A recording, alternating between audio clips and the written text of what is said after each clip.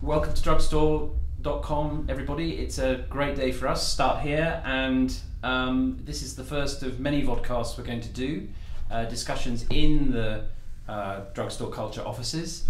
I'm Matthew Dancona. I'm the Editor-in-Chief of Drugstore Culture. And I am Pete Hoskin, and I am the Deputy Editor of Drugstore Culture. So I guess while we're starting, we should begin by talking about how we got here and what the idea of Drugstore Culture is and what it's all about. And I guess we first started talking about the idea of a magazine like this long before we were actually working here. And then Charles Finch, our publisher, came along and said he had been long inspired by the idea of a drugstore concept. What appealed to you about that?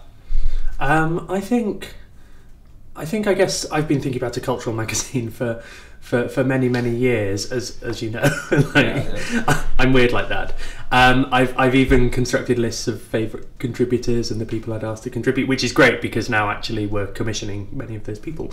But I think culture, we both started out in politics and we have both gravitated towards culture. I think that's a reflection of our tastes, but I also think it's a reflection of the times. You can't understand politics now without understanding culture, you know, and I think because we want to understand politics, we've naturally tried more and more to grapple with culture. And that was the wonderful thing with Charles coming along, because he is someone who understands this. And I guess it was just the perfect meeting at the perfect time. And I think the idea of the drugstore I liked because he is someone who had a strong contact with Hollywood over the years, identified with Schwab's pharmacy in Sunset Boulevard as a place which was a very democratic location for culture. You know, it was where Warren Beatty was discovered. We should say, yes, I know you're explaining it now, but Schwab's, for people who don't know, it was founded in the 30s. Yeah. It finished in the 80s. No longer there. No longer there. I think there was one in Paris as well. Yeah.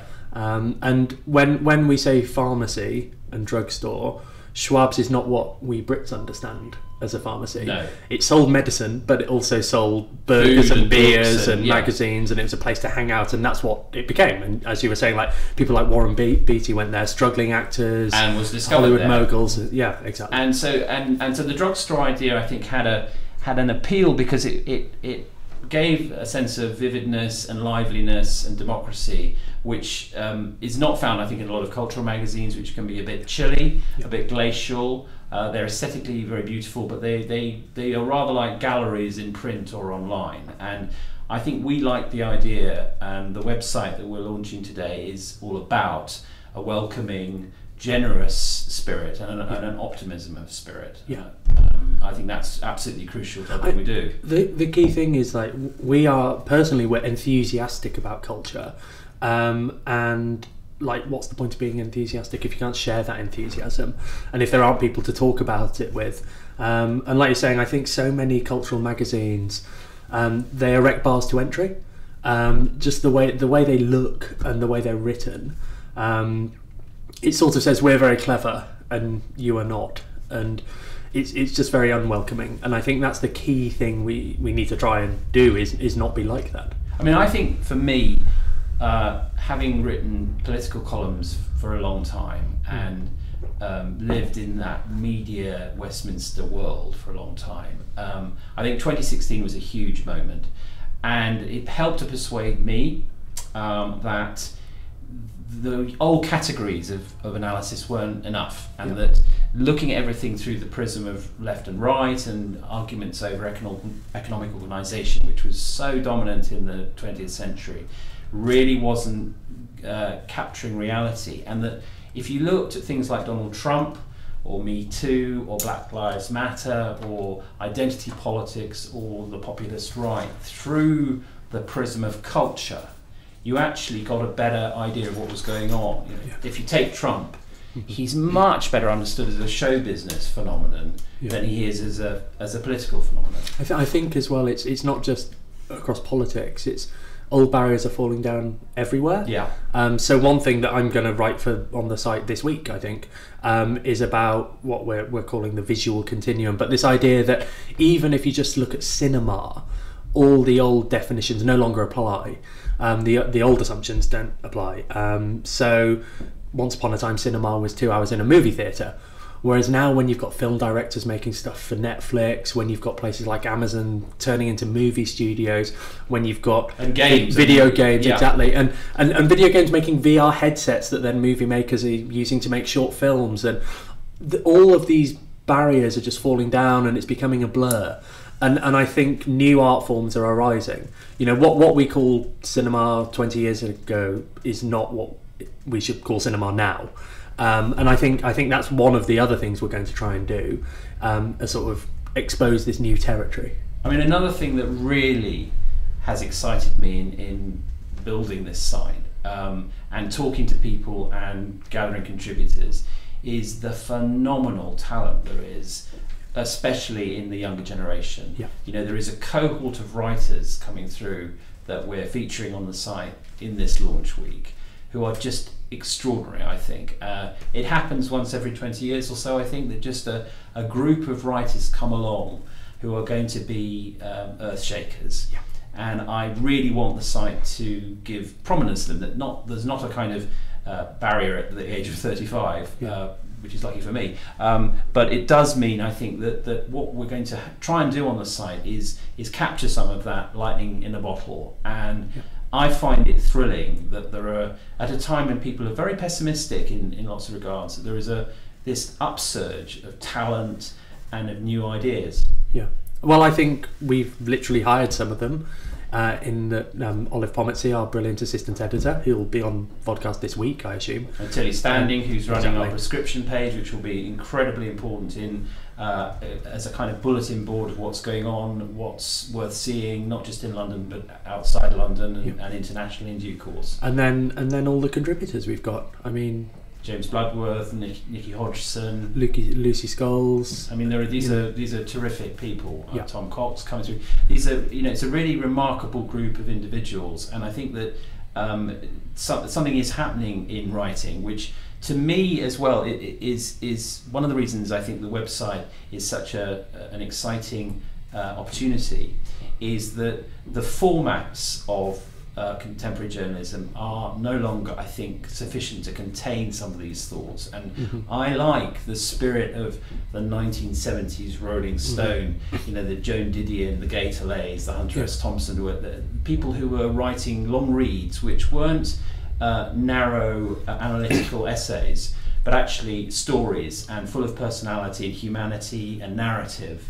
And made very, very forceful points in that process, but weren't just contained by the old kind of rigour of the 1100 word political column. I think it's one of the great sicknesses of modern journalism, like and we both do this, and we have both done it, but the sort of explosion of opinion. Yes.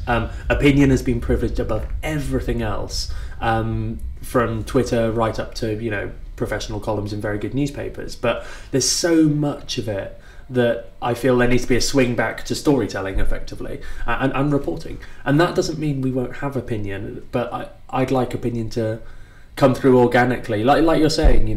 You read a Hunter S. Thompson piece, you read a Tom Wolfe piece, you know what they think, Yes.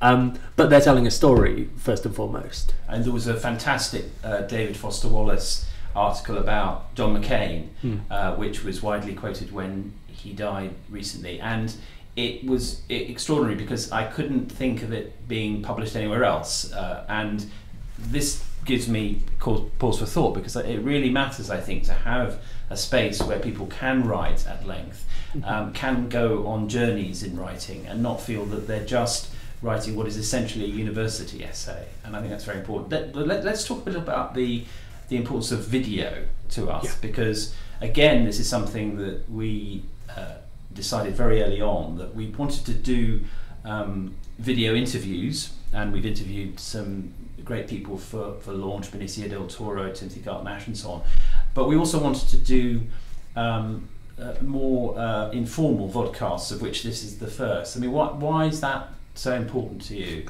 I think we should first say they will get more and more informal. They will get more. This is the first probably the most stilted structured effort. Yes, exactly. Yeah. But I think I don't know if we've said it explicitly, but we are rooted in cinema. We've been talking about culture in general, politics in general. Schwab's was a Hollywood place, you know.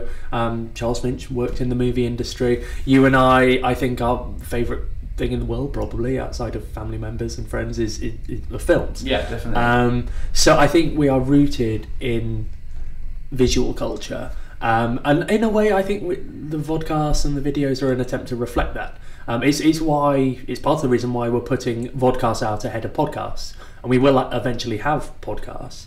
But yeah, I just think the moving image is so important to us. And also the idea that there is that we're launching a movement and a gang and an ethos, yeah, as well as just a series of articles and formalised videos of interviews that we are going to have around this table, friends and colleagues and people who have something relevant to say about culture at the moment, politicians and so on. And I really like the idea that it'll be done in a much more relaxed and rambunctious fashion than the traditional kind of formatted interview that we're all terribly used to. Yeah, I mean, I hope these videos will end up looking nice, but I think one of the worst trends in recent journalism was when a lot of newspapers suddenly tried to become broadcasters as well. You know, if you want really polished videos, and interviews, go to BBC or Sky. Yeah. Other magazines and other publications have to do it differently, and I think that's what we're trying to do. Yes, I mean, I think this is essentially in this studio. What we want to do is give a sense to everyone who's using the site, going to the site, curious about the site, that we are starting off something in which everyone can join, and we want to hear people's views, and we will move to that in due course. What else have we got lined up in the future? Before we get on to that, you mentioned other people's views. I think as well, like it's worth saying that we will make mistakes. The videos will probably be better in future than this one, the podcast. And I think I'm particularly keen for people to shout if there's anything they think that could be improved. Yeah, absolutely. Because there will be improvements we can make. This is just the start, as it says on all of our stuff. Start here. Yes. You know, and starts are not the end product by definition. So yeah, and I mean, yeah, we have lots more coming anyway. Yes. I think the most exciting thing, if we can talk about it, yes. Yeah, the most exciting thing we've got coming, I think, is the portfolio. Yeah. Which I don't quite know when it will hit, probably in a month to 3 months, but it will be soon. And that's actually a platform. I think this could be the best thing we do. It's a platform for the creators themselves. So the portfolio is where you will go to see photography or art or poetry or films or art or whatever. Exactly. So I think that reflects another part of what we're doing, which is that we want to champion things, and also that consistent with that because we see a magazine as a community, and we see human interaction as incredibly important to what we do, that we will have a very extensive events program. Yeah. And indeed we've already done a fair few events over the summer, ranging from the McQueen premiere to a Libraria event in East London bookshop, to our comedy nights with Hardeep Singh Kohli at the Edinburgh Fringe. And I think that those events are going to be really important, not just as it were, the events wing of the Drugstore Culture company, but also as an opportunity to meet people, hear what they have to say, and feed that into what we do. Because I think there's a seamless web between what we do in print, what we do online, and what we do in real life. So, I guess that's everything. That's it. Start here.